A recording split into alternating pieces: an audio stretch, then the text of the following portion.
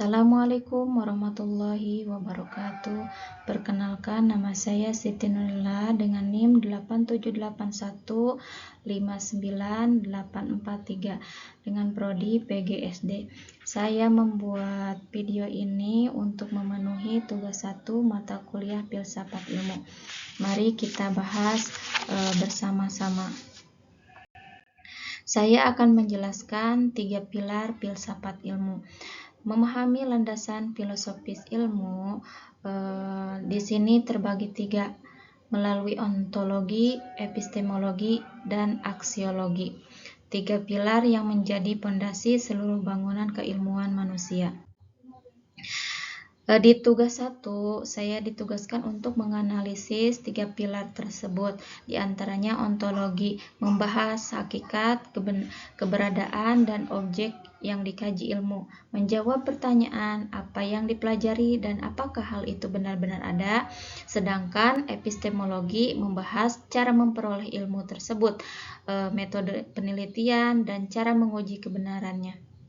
Sedangkan aksiologi membahas nilai, etika, dan tujuan penggunaannya atau penggunaan ilmu aksiologi tersebut.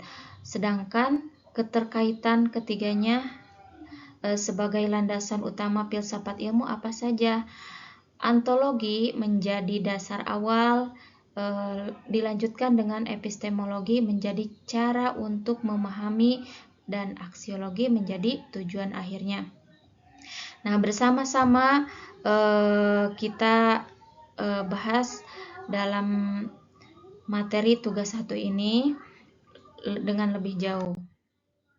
Lalu bagaimana filsafat ilmu itu? Apakah penting? Mengapa filsafat ilmu itu penting? Nah, dari ilmu pengetahuan tidak berdiri sendiri seperti sebuah bangunan. Tidak mungkin hanya satu pondasi. Di sini membutuhkan pondasi-pondasi filosofis yang kuat agar pengetahuan yang dihasilkan valid atau bermakna. Di sini kita sudah ketahui ada 3 pondasi: ontologi, epistemologi, dan aksiologi. Ontologi, apa yang kita teliti, nah itulah ontologi. Sedangkan epistemologi, bagaimana kita mengetahuinya, dan aksiologi, untuk apa pengetahuan itu. Nah, kita bahas. Pilar pertama, ontologi. Ontologi membahas apa yang menjadi objek kajian ilmu. Nah, apa sih yang menjadi objek kajiannya? Nah, dari hakikat, dari realitas atau keberadaan yang ingin diketahui dalam ilmu pengetahuan, ontologi menetapkan batasan tentang apa yang bisa diteliti. Jadi, ontologi ini bukan hanya sebatas melihat. Jadi, ontologi membahas apa yang menjadi objeknya, kajiannya. Sebagai contoh, misalkan sebuah pohon. Di dalam pohon ini, apa sih pohon tersebut bisa digunakan bagaimana? Banyak lagi pertanyaannya. Nah, objek kajiannya segala sesuatu yang ada, baik materi fisik maupun metafisik atau non-fisik. Nah, lalu pilar kedua yaitu epistemologi, cara mendapatkan ilmu tersebut. Bagaimana dari tadi ontologi ke epistemologi. Epistemologi membahas bagaimana proses manusia mendapatkan pengetahuannya. Jadi prosesnya, bukan hanya hasilnya saja. Dan bagaimana validitas pengetahuan tersebut dipertanggungjawabkan melalui metode dan teori kebenaran. Jadi dikaji terlebih dahulu, dipelajari terlebih dahulu, bukan hanya melihat hasil, oh sudah jadi ilmu ini, oh sudah jadi bagus ini ilmunya. Enggak gitu. Epistemologi memproses manusia mendapatkan pengetahuan tersebut. Bagaimana sih ilmu tersebut, prosesnya bagaimana, pengolahannya bagaimana. Nah, dari proses epistemologi dimulai dari pemilihan metode terlebih dahulu.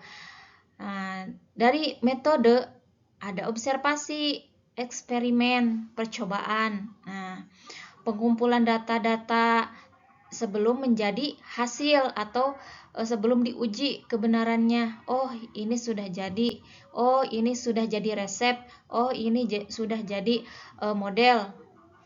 Nah, jadi epistemologi itu menitik beratkan bagaimana proses manusia mendapatkan pengetahuan. Sedangkan 3 teori kebenarannya, korespondensi, koherensi, pragmatis. Nah, apa sih korespondensinya? Pengetahuan dianggap benar apabila sesuai dengan fakta di lapangan. Ada kesesuaian antara pernyataan dan realitas objektif. Nah, koherensinya apa? Pengetahuan benar apabila koherensi dengan pernyataan-pernyataan sebelumnya yang sudah dianggap benar secara logis. Sedangkan pragmatis, pengetahuan benar apabila memiliki atau kegunaan praktis dalam kehidupan nyata dan seterusnya. Nah, pilar yang terakhir yaitu aksiologi atau apa sih nilai dan tujuan ilmu tersebut. Nah, di sini kita bahas ada etika dan estetika. Aksiologi menyangkut penilaian baik atau buruk atau disebut juga etika. Dan indah atau jeleknya disebut estetika dari sebuah karya atau penemuan ilmiah. Nah, tujuannya untuk apa? Tujuannya untuk menitik beratkan pada kemaslahatan umat manusia. Jadi, ilmu tidak boleh bebas nilai secara mutlak jika berdampak negatif bagi kehidupan, harus dikaji terlebih dahulu. Jadi, aksiologi menjadi rem atau moral bagi perkembangan teknologi dan ilmu pengetahuan. Lalu keterkaitannya di antara 3 pilar tersebut apa saja? Ontologi, epistemologi, dan aksiologi. Nah, di sini tidak bisa terpisah-pisah. 3 hal tersebut satu kesatuan utuh yang disebut landasan filosofis ilmu pengetahuan. Dari mulai ontologi, memberikan objek atau bahan baku yang akan diteliti. Dilanjut dengan epistemologi, menyediakan alat dan prosedur untuk mengolahnya menjadi pengetahuan yang sah.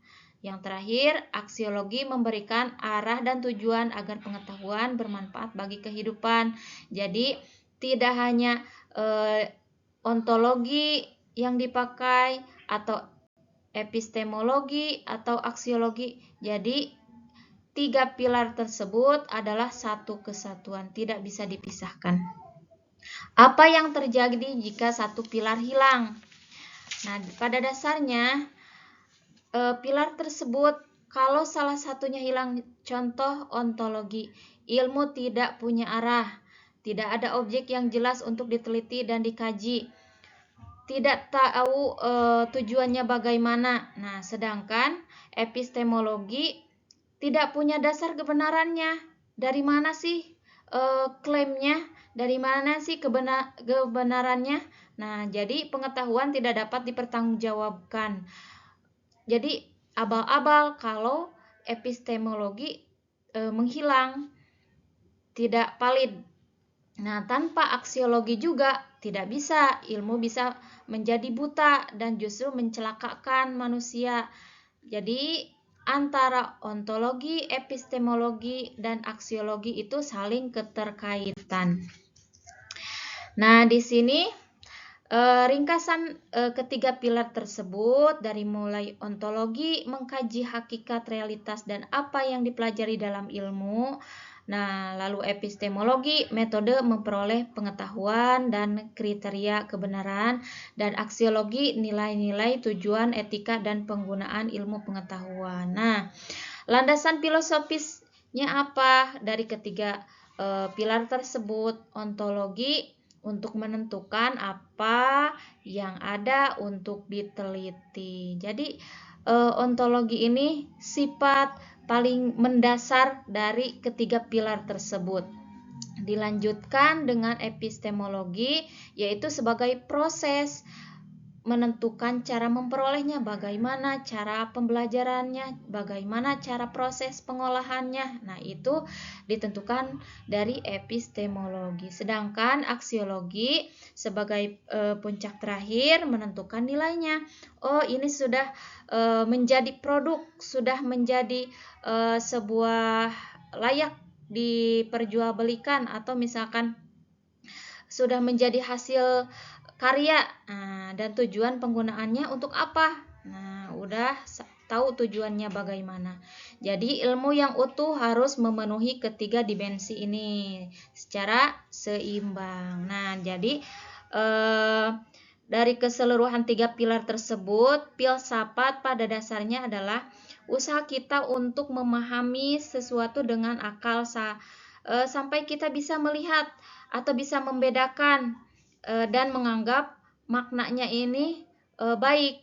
Nah, itulah filsafat. Dari sini filsafat ilmu bukan sekedar teori saja yang abstrak. Ia adalah kompas yang memastikan ilmu pengetahuan tetap melayani kemanusiaan, bukan sebaliknya menjadi bumerang. Tahu ilmunya, harus tahu juga prosesnya, dan harus tahu juga nilainya bagaimana. Jadi mungkin penjelasan dari saya cukup sekian. Wassalamualaikum warahmatullahi wabarakatuh.